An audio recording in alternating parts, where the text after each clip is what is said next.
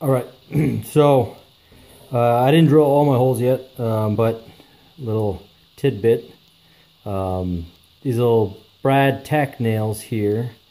I've got two holes right next to each other. One's for the nail, the other one's for the airflow under the nail. So I like to put these in.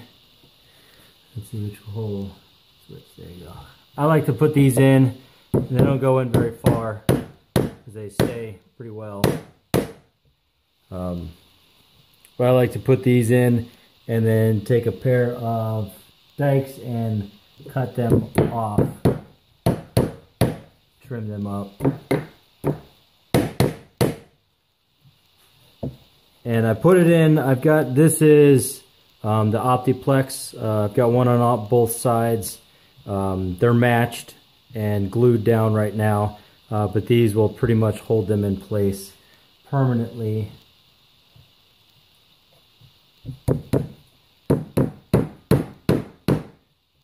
But when if you are choosing to work with this stuff, you want to make your holes slightly larger than the diameter of your nail. Otherwise, this stuff will crack.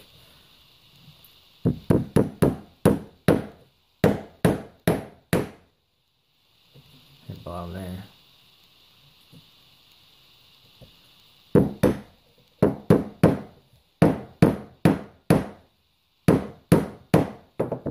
All right.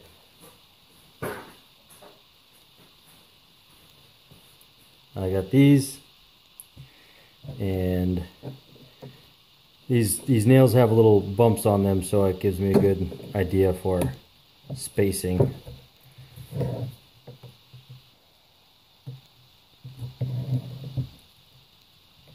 Now crimp,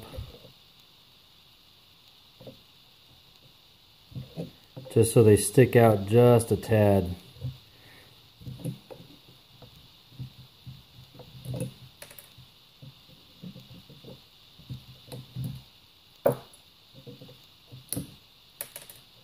So you can kind of see them there. They stick out ever so slightly. And I only do one side when I do my foldovers. When I fold it, I want the holes to match on both sides, so I don't match them on my board. I actually poke these, then fold it over the gun or the natural mold, whatever I got, fold it over, and then I will then drill the holes for the other side. So the gun and the holes, because this one's going to get a screw, these ones are going to get eyelets. So I want those holes to match perfectly with the profile of the gun. So I only do one side.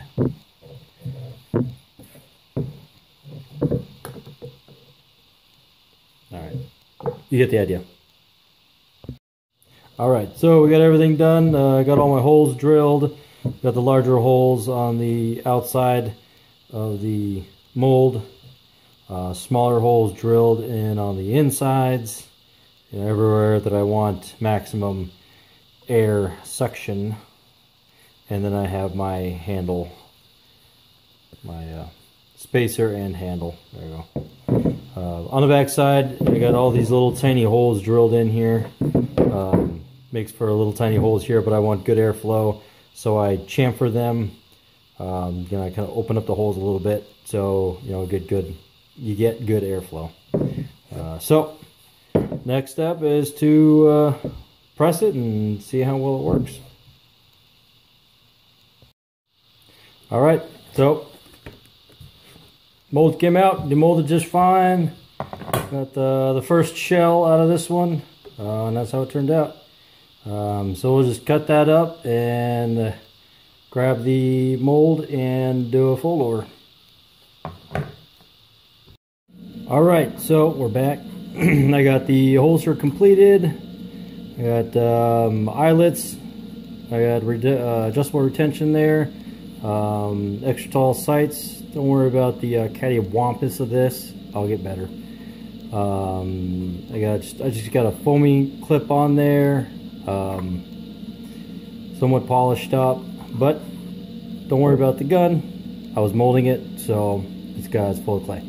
So let's give this a shot. Let's see. Yep. I haven't even adjusted the retention yet, but you know, we can dial that in. But you know, it's set up for tall night sights or tall suppressor sights. Pretty tall in there, so and cut for an RMR, but that's, you know, your own designs, however you want to make it. So